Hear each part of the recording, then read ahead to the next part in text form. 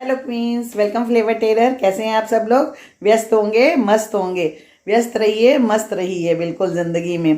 तो चलिए, सबसे लास्ट केक का आज दिखाते हैं। सबसे लास्ट केक कटा है सोनू भैया का। और मतलब जिन भाभी जी की गोल्डन एनिवर्सरी थी ना, तो उन्हीं के बेटे हैं। और उनका बर्थडे पड़ता है 23rd को, 22nd को नवंबर में भाभी जी की वो थी एनिवर्सरी। तो रात के 12 बजे हम लोग ने केक काटा है भैया का बर्थडे का केक। तो चलिए वो भी आप वॉच कर लीजिए जल्दी से ज़रा। तो देखा आपने कैसा यम्मी सा केक है बिल्कुल। और मज़ा आ गया था केक खा के भी। और वैसे तो उस दिन बहुत केक केक हो गया था। और ये लास्ट केक कटा था उस दिन। और ये रहे हमारे सोनू भैया, और उनके बगल में खड़े हैं माधव, उनके बेटे। 2000 वाली, 2000 वाली हमें मालूम था।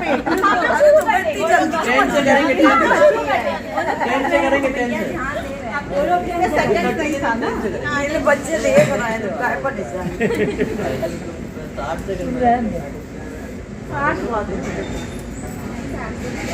वो लोग चलना भाई बच्चों। अच्छा, मतलब जब तक यहाँ नहीं आएंगे तब तक घड़ी की जाएगी। 10 9 8 7 6 5 4 3 2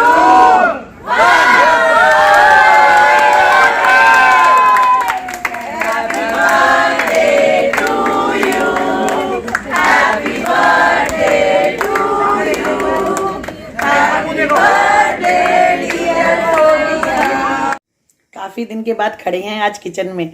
तो आए हैं अभी अभी हॉस्पिटल से। सेकंड वैक्सीनेशन लगनी थी कोरोना की, तो सेकंड डोज लग गई है। बन रहे हैं, ये देखिए, चावल और छोले बना के गई थी। तो सुबह ब्रेकफास्ट में भी ये था कि बस छोले ब्रेड कर लिए थे। फिर अभी आए तो ये हुआ कि चावल बना लेते हैं जल्दी से, छोले चावल ही खा लेंगे।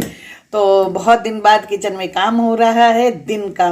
नहीं तो ना बस जल्दी जल्दी भागा दौड़ी लग रही थी। आज दोपहर में संडे को बहुत दिन बाद लग रहा है ऐसे जैसे कि खाना बना रहे हैं।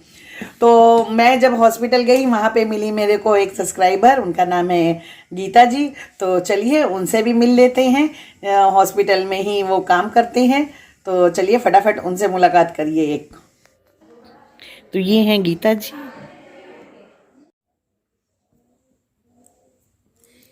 देखिए, कोरोना के इंजेक्शन लगवाने गए थे ना, उसके बाद आ रहा है फीवर। खाना बना दिया है सुबह उठ के। और खाना तो इसलिए बना दिया ना कि फ़ीवर तो बाद में कम भी हो जाएगा। तो फिर हस्बैंड बाहर का खाना खाएंगे तो वो ठीक नहीं है उनकी हेल्थ के लिए भी। जब मायके जाती हूँ या इधर उधर घूमने जाती हूँ तब तो वो खाते ही हैं बाहर का। और ऐसे यदि कानपुर में रह के ना बनाओ ना तो फिर अपना ही मन का चोटता रहता है, अरे यार बना देते, उठ के लंच तो बना ही सकते थे। तो चलिए बना दिया है लंच। वापस से घुस गए हैं बिस्तर में। वैसे भी थोड़ा सा विंटर पड़ने लगा है ना, सर्दी, तो कोजी कोजी सा अच्छा लगता है ना ब्लैंकेट में घुसना। और अभी तो मौका भी है अभी तो मतलब घुसने का मौका इसलिए है कि हाँ भाई फीवर आ रहा है, थोड़ा बदन दर्द हो रहा है। तो चलो फिर मिलते हैं, देखते हैं।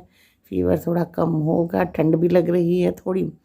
तो यदि सब ठीक रहता है तो फिर उठते हैं, नहीं तो फिर ऐसे ही आराम फरमाते हैं भाई।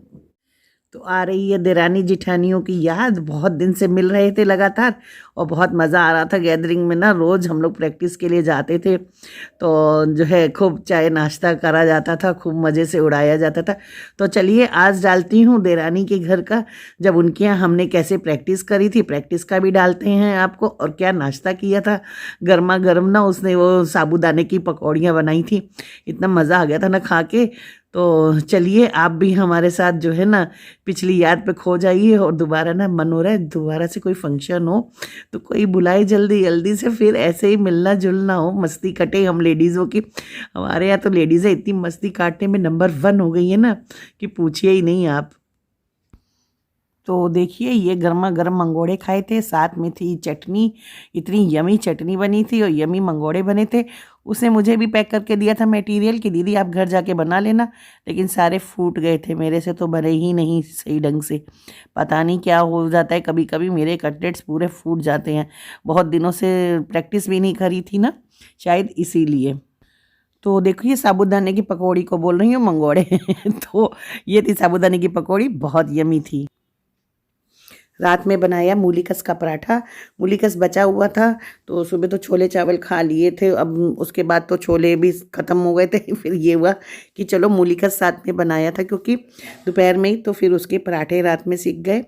और यमी तो लगते ही हैं, विंटर में तो वैसे ही भरमा पराठे बहुत यमी लगते हैं। तो चलिए आज इतना ही, वीडियो वॉच करिए। ये मतलब मैंने आज भी थोड़ा सा शूट कर लिया था, क्योंकि सुबह सोचा था बहुत अच्छे से शूट करूँगी, लेकिन नहीं कर पाई तबीयत की वजह से। और सोनू भैया को भर भर के लाइक्स दीजिएगा और कमेंट में ज़रूर लिखिएगा, भैया को बिलेटेड हैप्पी बर्थडे लिख दीजिएगा भाई। और चलिए ऐसे ही अपना प्यार बनाए रखिए। और सोनू भैया को तो प्यार देना इसलिए भी बनता है, ये वही सोनू भैया हैं जिन्होंने पूरे कोरोना में मुझे सब्जी और फल ला के दिए थे। और सोनू भैया से मुझे बिल्कुल भी भतीजे जैसी फीलिंग नहीं आती है, बिल्कुल भाई जैसी फीलिंग आती है। और वो मेरे से 1 ही साल शायद छोटे हैं, इसलिए शायद मुझे लगता है कि मेरी और उनकी अच्छी अंडरस्टैंडिंग हो पाती है। तो एक अच्छे इंसान के लिए भी ज़रूर से लाइक करिए। और बहुत ही हेल्पिंग नेचर है उनका, कभी भी ऐसा नहीं लगता है कि वो मेरे मायके वाले भाई नहीं हैं। मुझे तो मायके वाले भाई की ही उनसे फीलिंग आती है बहुत ज़्यादा, और बिना संकोच के मैं उनसे सब कुछ कह भी सकती हूँ, पूरे हक से उनसे लड़ भी सकती हूँ, मंगा भी सकती हूँ सामान। वीडियो अगर पसंद आया हो तो लाइक करिए, शेयर करिए, सब्सक्राइब करिए। इसी के साथ okay, bye bye, safe take care, we love you.